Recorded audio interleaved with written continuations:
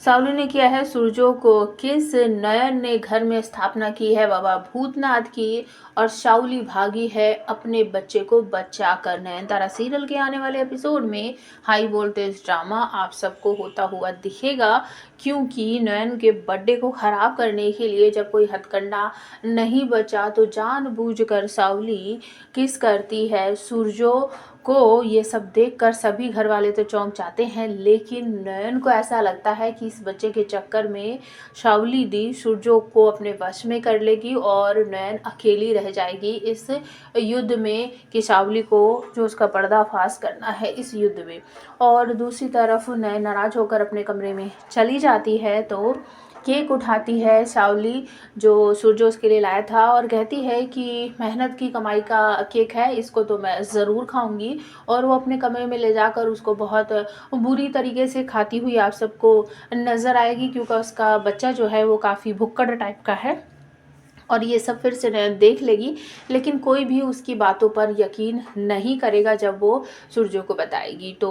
दूसरी तरफ अब नयन समझ चुकी है कि अगर इस चुड़ैल का सारा राज सबके सामने लाना है तो घर में बाबा भूतनाथ की स्थापना करनी ही होगी। तो नेक्स्ट मॉर्निंग उठते ही घर में पूजा पाठ का माहौल शुरू हो चुका है। नयन ने बाबा भूतनाथ की बड़ी सी मूर्ति घर में स्थापित कर दी है और वो पूजा पाठ में लगी हुई है। जब शोर शराबा सुन के सूरजो नीचे आता है, देखता है तो कुछ अड़ोसी पड़ोसी भी वहाँ पर है और वो सूरजो से कहते हैं कि डॉक्टर सेनगुप्ता आप पूजा में नहीं बैठोगे क्या। तो सूरजो कहता है हाँ हाँ बिल्कुल, अब मैं भी बैठूंगा। तो वो ऊपर चला जाता है और फ्रेश होने के बाद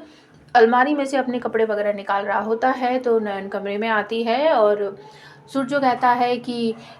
इस बार तो पूजा में बैठने से पहले मुझे किसी ने बताया ही नहीं और मेरे कपड़े भी नहीं निकाल कर रखे हैं। तो नयन कहती है घर का माहौल बदल गया है तो नियम भी बदल जाएंगे। तो सूरजो कहता है एक मिनट रुको नयन, एक मिनट रुको, आप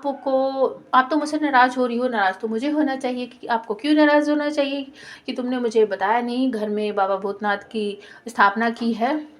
कि नियम सब बदल चुके हैं, अब तो सब कुछ मुझे अपने आप ही करना है। इस तरीके से वो बोलकर चली जाती है और घर में चारों तरफ जो धूप बत्ती वगैरह है उसकी खुशबू फैल रही है। तो शावली कमरे से बाहर निकल कर देखती है और सामने बाबा भूतनाथ की बड़ी सी मूर्ति रहती है, उसे देखकर वो घबरा जाती है, डर जाती है और कहती है कि नयन ने जो बोला था वो कर दिया, उसने बाबा भूतनाथ की मूर्ति स्थापित कर दी है। और जो घोर कामनी ने उसे बताया था, सुनाया था, समझाया था, उसको याद आता है कि मुझे अपने बच्चे को बचाना है, सारी जो शुभ शुभ चीज़ें होती हैं उनसे इसको दूर रखना है। तो वो तुरंत ही भागकर अपने कमरे में चली जाती है और सोचती है कि अब मैं क्या करूँ, अब मैं क्या करूँ। आने वाले एपिसोड में आपको देखने को मिलेगा कि सूरजो को अपने कमरे में लेकर जाएगी शावली और नयन के कमरे की कुंडी वगैरह बंद कर देगी और सूरजो भड़केगा कि क्या कर रही हो तुम, मुझे यहाँ खींच कर क्यों लाई हो, कि मेरा दम घुट रहा है। सूरजो कहेगा ठीक है ना, तो शावली कहेगी हाँ हाँ वो ठीक है, लेकिन इस कमरे में ना मुझे अजीब सी घुटन सी हो रही है, वो देखो वहाँ दीवार पर सीलन आ गई है, अगर तुम चाहते हो ना कि तुम्हारा बच्चा पैदा होने से पहले ही अस्थमा का रोगी हो जाए तो कोई बात नहीं, मुझे कोई दिक्कत नहीं है, मैं तो ये सब कुछ तुम्हारे बच्चे के लिए बोल रही थी। तो सूरजो का नेक्स्ट स्टेप क्या होगा